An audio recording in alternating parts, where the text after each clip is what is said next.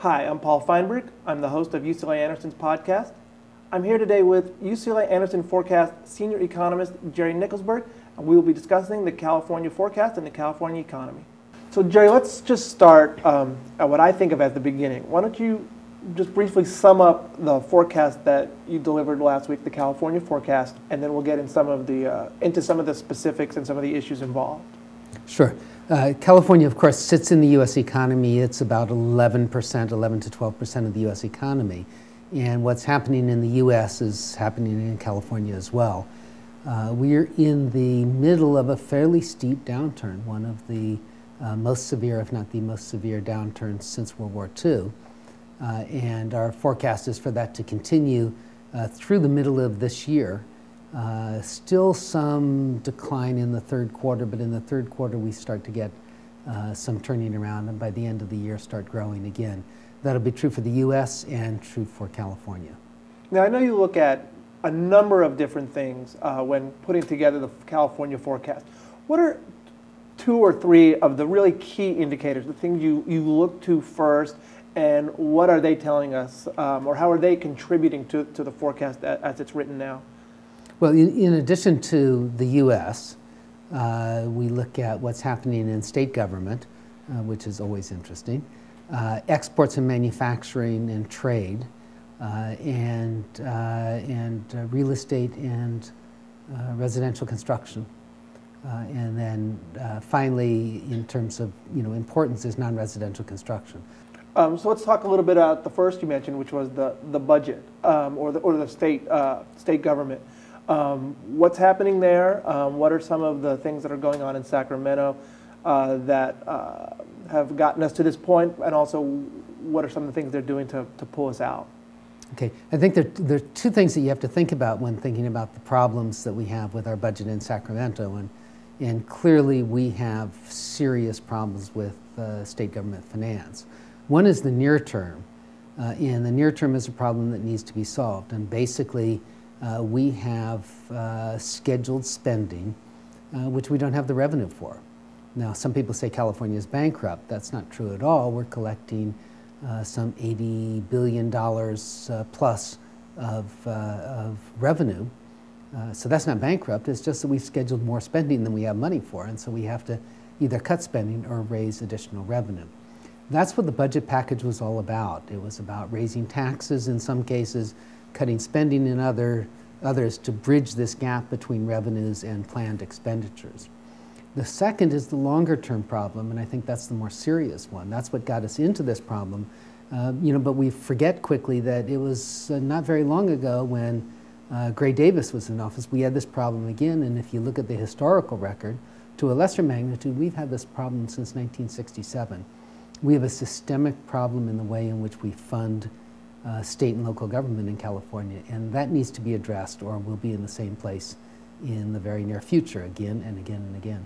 Now, we've had a chance to talk prior to this, and you've told me a bit about that, so I think it's important. So could you elaborate a little bit on this systemic problem? I think it's a key issue for California. Sure. In 1967, when Ronald Reagan became governor of California, he was facing a number of years of deficits from the Pat Brown administration. And to close that deficit gap, he reluctantly increased the marginal rates of taxation for income tax. They went up to 10%, and then in 1973 went up to 11%. So the kind of levels that we have today. And you see from that point on a very definite relationship between changes in income in California and budget deficits. As changes in income slow down, budget deficits appear. That's been amplified over the last decade because California economy has changed, and now we have not just a lot of manufacturing, and we have a large entrepreneurial sector where stock options, bonuses, entrepreneurial profits, capital gains are very important. So during a recession, those balloon. During growth, those balloon, and during a recession, they collapse. And you just see that amplified through this highly progressive income tax system in California. So now relate that back to property taxes, and which is one of the other ways that the state gets gets its revenue. So talk a little bit about, what's the big boogeyman in California, Prop 13. Well, sure. Prop 13 was instituted in '78, was put into law by the voters in response to wide swings in the value of housing. And that's the history of California, and indeed we've just seen that again, that homeowners did not want to see their property taxes be so uncertain, particularly when they buy a house, not knowing what your taxes are going to be and whether or not they'll double or triple. And so Prop 13 had a couple of provisions. One is it limited the amount or the percentage of assessed value that could be collected. And the second important provision was that it limited the amount in which your property taxes could go up year to year. And even though we're in a recession, and even though state and local governments are suffering under budget shortfalls, that's not due to property taxes. It turns out that property taxes, because of Prop 13, are the most stable source of revenue we have in California.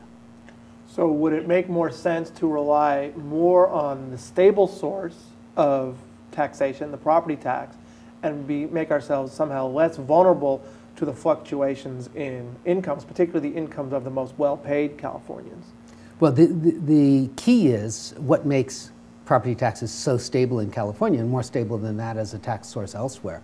And that is Prop 13, the limitation in the increase in taxes so that you buy a house and that's your assessed value and it can only go up very slowly thereafter. So we could rely more on that, but if we want to maintain that stability, what we need to do is raise the maximum rate at which we tax. So currently it's 1% of assessed value. If we raised it, for example, to 1.7%, we could lower our income tax brackets by 40%, have basically the same amount of revenue, but a much more stable stream of revenue for both the state and for our local governments, for our schools, and we would not find ourselves in the kinds of recurrent problems we have today. Okay, let's move on to real estate. That, I think, was your second main point. What happened in the last few years in real estate when we saw this big run-up in buying and also in prices, and where do we stand, and where's the housing market going to go? Okay, so the important thing for the California economy is not that the value of my house, which was built in 1990, went up and then went down. That may affect my perception of wealth. But for the economy is the impact of that on residential construction, because that's a big part of the California economy. And what happened was when prices went up in the speculative bubble, you had a boom in residential construction. Now, the history of California is these boom and bust cycles in residential construction, and this one actually wasn't particularly large compared to previous ones. But we did have overbuilding. We built faster than really the underlying demand, and that was fueled by the subprime mortgages.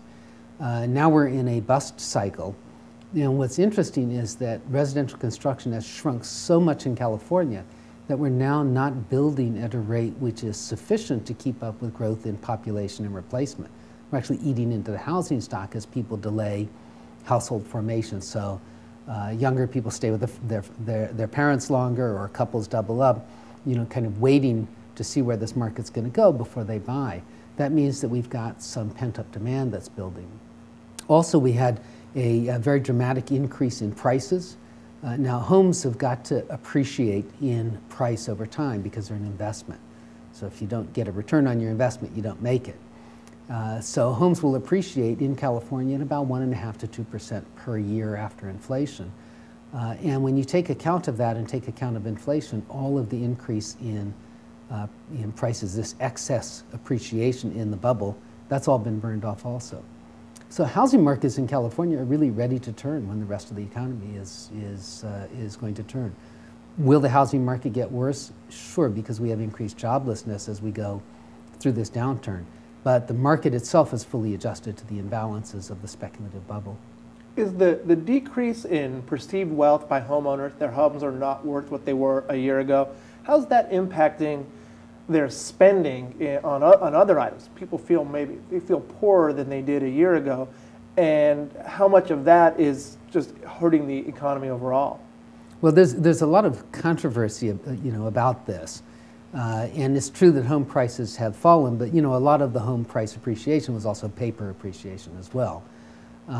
when you buy an asset, whether it's stocks or gold or a house, whatever the asset is, you know that those prices go up and down. You've already accounted for that. So it's only when they go up and down in kind of very unusual ways that's going to have an impact on your behavior.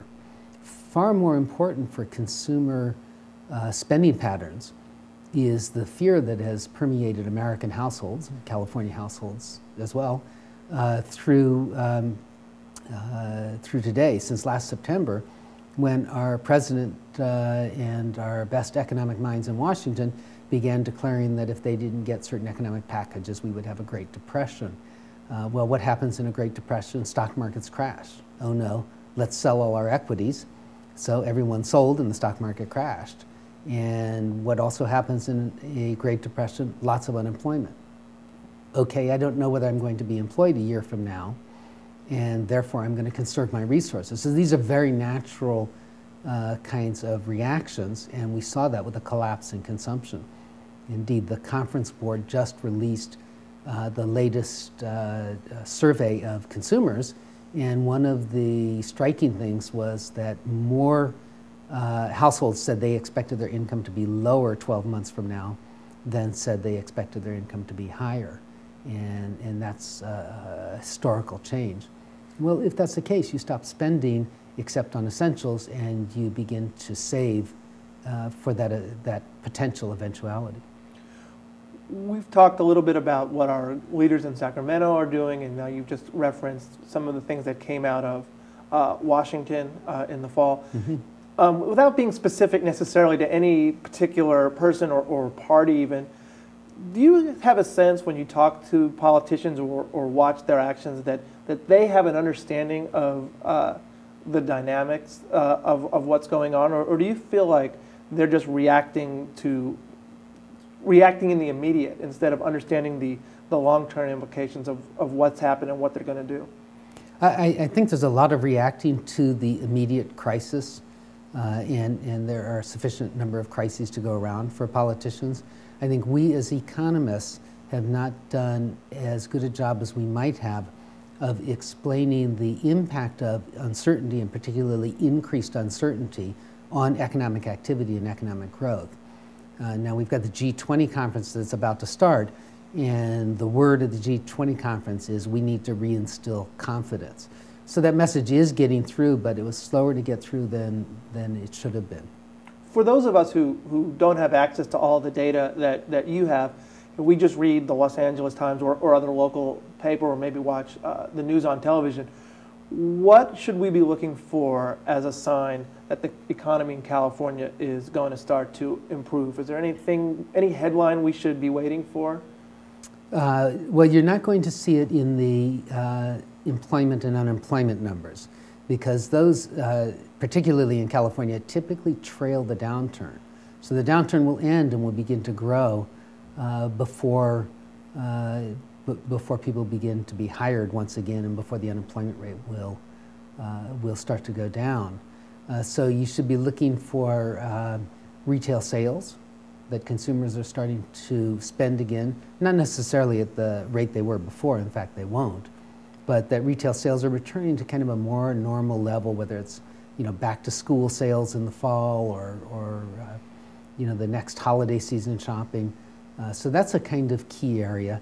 Another is investment, announcements of expansions of plant and equipment, of increased exports, things of that nature. So expansions in business activity, as well as retail sales.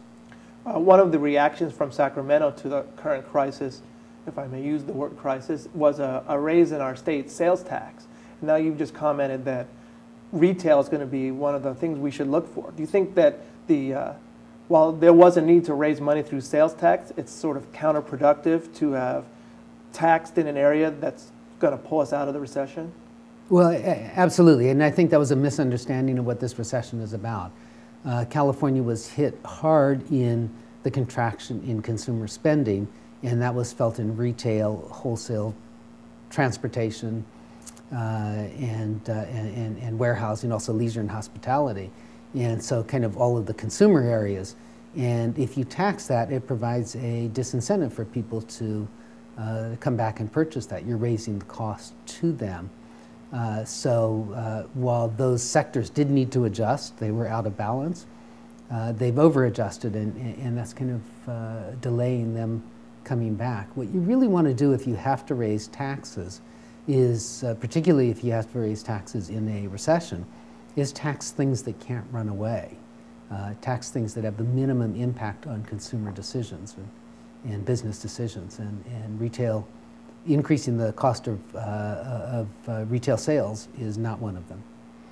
So the president and the federal government enacted a $780 billion stimulus package. I think I have that number right. You'll correct me if I don't. What's the impact on California, though? What in there benefits California, and what does it do to our state outlook? Okay, so I think the way to view the stimulus package is, first of all, that the word stimulus is probably the wrong word. There are a lot of things in the package. There are tax cuts, and with respect to California, if you look at the tax cuts that are in the stimulus package, they about offset the tax increases that are in the state budget. So you kind of get it's a wash there in terms of whether that provides any incentives at all. But the big parts of this package are infrastructure, energy, and healthcare. All good things, none of which is going to generate jobs in California during the downturn. First of all, they come late. Secondly, they are directed towards areas where we don't have idle resources. Our idle resources are in retail, in wholesale, in manufacturing high-tech goods for export, in residential construction.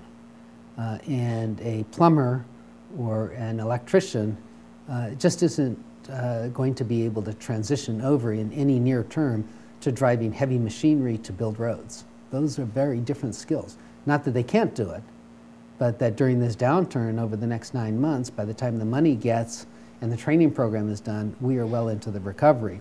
So while these may all be good things, they don't help much in terms of stimulating, in terms of adding incremental demand for California's idle resources over the next 6 months. There is a little bit there that is incremental demand.